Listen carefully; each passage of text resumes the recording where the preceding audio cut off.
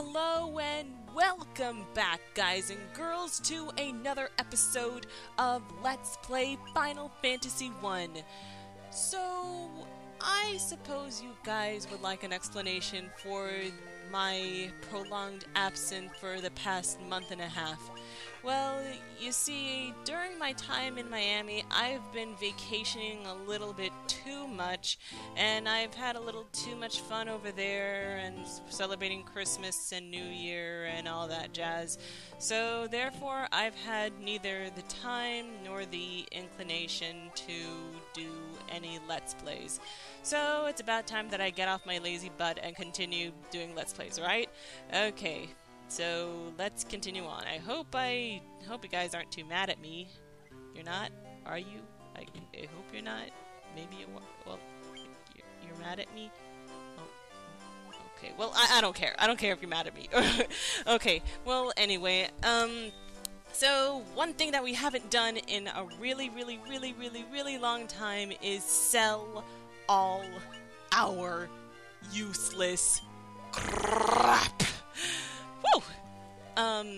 And we need to and we need to buy some more cool items from the shops here. Where are we again? I forgot. Okay. Where are we? Oh! We're in Melmond! Yeah, we're in Melmond. Okay, okay, now I remember. Okay, so, if you want, just sort out your items, buy some new stuff, and equip and optimize any of the new stuff that you got. If you want to sell and continue selling all your useless crap, if you have any crap that is useless, because useless crap is always useless, and we don't need all the useless crap, because crap is... who wants crap? And who wants use, let alone useless crap? So just get rid of it. If you don't want it, just get rid of it. Okay. I think maybe I'll just skip this part a little bit until we get to the part where we actually get outside. Okay? Hold on a second. Okay, now we are back in the overworld. One of the things that I forgot to mention is that Kenshi is not at a high enough magic level to buy any magic spells. I don't think they really had the any magic spells that we needed back in Melmond. So, what am I doing? Okay. So, make your way over to this cave right here, which is right in front of the swampy area, and we are going inside the Cavern of Earth. Now, if you go to the far left-hand side, you are going to run into these guys. These are Hilgigas. This area of the cave is called the Hall of Gigas, and it's self-explanatory. You have to fight a bunch of Hilgigases. There's different variations, not exactly a fight just exactly like this, but something similar to this. And you have to fight Hilgigas for every single panel that you step on until you reach this point. And you can easily gain 2 or 3 levels just passing through the Hall of Hilgigas. Try saying that 10 times fast. Okay. And if you run out of health, or if you're running low on health, you could just go outside and use a tent or a cottage. But this cave in its entirety, it's pretty strenuous. You're gonna run into a bunch of strong characters here. Like, for example, just now, if you want to get a treasure chest, you're probably gonna have to fight something called an Earth Elemental. And those guys are kind of suck. And I kind of thought elementals in general were big, blobby, pebbly, rocky, shaky, ghostly, floaty-looking characters. but the Earth Elemental here looked kind of like some kind of goblin, and they look so weird. And And they suck. During one of my takes, it actually killed off one of my characters, and I got so mad that I had to do another take. That's also one of my excuses for taking so long. I usually try and do one take of a run through because this cave is so long. I don't like long. I don't like it when the stages are too long. So you. Oh. And one of the things that you gotta make sure is that either your red mage or your white mage has Cura or some form of some upper level form of regenerative spell magic, because you need to replenish your health regularly. Or if not, you can just purchase 99 potions. Like if you noticed that when I've been going back to my inventory, you can see that I have 99 potions. Yep, there you go.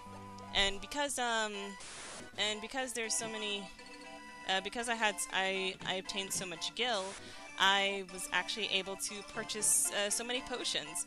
And because potions are really cheap, should be really cheap right now, compared to the amount of gil that you must have attained during the past 2 caves, and the amount of gil that you're going to attain during this cave.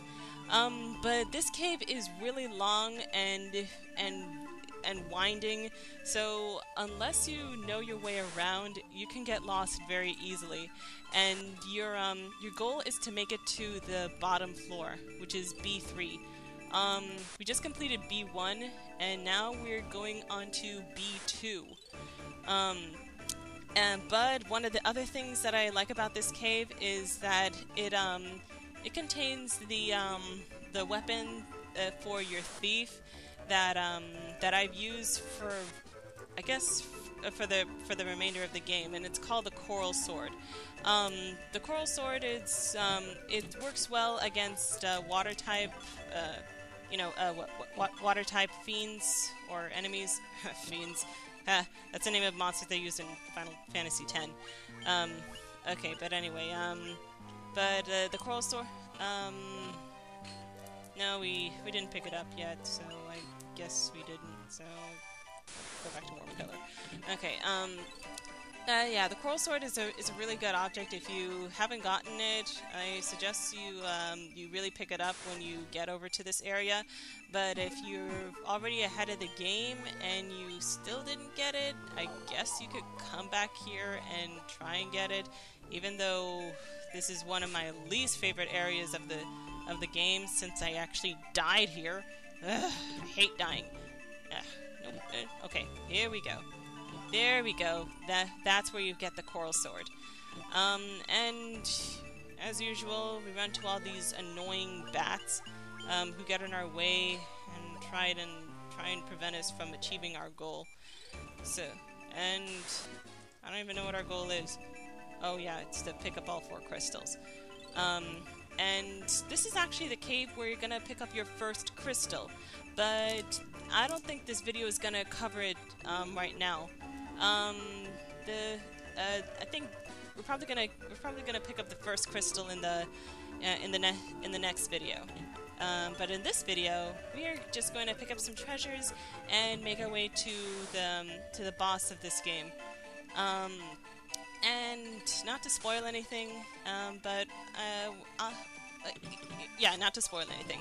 You're gonna find out who the boss is later on. Okay. So anyway, now that we made it to B3, what does the B stand for? Is it below? Like usually F3 would have made more sense, like floor 1, floor 2, floor 3, but if you notice that each time you get to a different level or a different floor, you notice that the title screen says, Cavern of Earth B1, Cavern of Earth B2, and now this is Cavern of Earth B3. So, I don't know, if you know what the B stands for, leave a comment and let me know. So as you can see, I now have full mastery over the B button and speeding up my characters to make this level 10 times more faster. Okay, maybe not 10 times, twice as fast. I don't know. But now I use it nearly constantly now. So if you need to cure your characters, make sure you heal up, and just keep on. Don't run into any walls or any bats like I keep on doing because I'm a moron. um, and don't run into rooms where there are no treasures and nothing but bats because those tend to fool you. So just watch out for that. I feel like writhing in pain because of what happened in this room. As you can see, Kenshi fainted. I'm sorry, he didn't die, he fainted because the Phoenix Down revives one KO'd rival. Okay, they got KO'd or fainted because any mention of death in any children's video game or cartoon is evil. You can't have any death references. I have no idea why. Okay, so I'm gonna have to try and get over that now that my stats and my level up to experience points are all messed up. Ugh. I'm sorry, I'm just sitting there because I was throwing a tantrum. This is a post-recording, so I already know what's gonna happen before it happens, so yeah. Speaking of death references in children's cartoons, when I was a kid, I used to watch Japanese cartoons like Yu-Gi-Oh! And One Piece, and even then, I would look online after each episode to see what the 4Kids dub censored out from the original Japanese version. And some of the stuff that they censored out was completely ridiculous. But I'm gonna have to talk about that another time, because right now we gotta prepare ourselves for a boss battle. And this is the poorest excuse of a boss I've ever fought. And if you talk to this bat, he has a Dracula-like voice, and I don't really feel like imitating his voice. And if you talk to the bat, he'll transform into the Count. Mir mortals cannot kill the undying. He looks a lot like the Count. Now let's count how many hits it takes. 1, 2,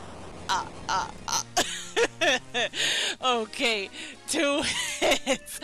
And it didn't even take up less than 15 seconds, 10 seconds even. Oh my gosh, that's horrible. Now we have the Star Ruby.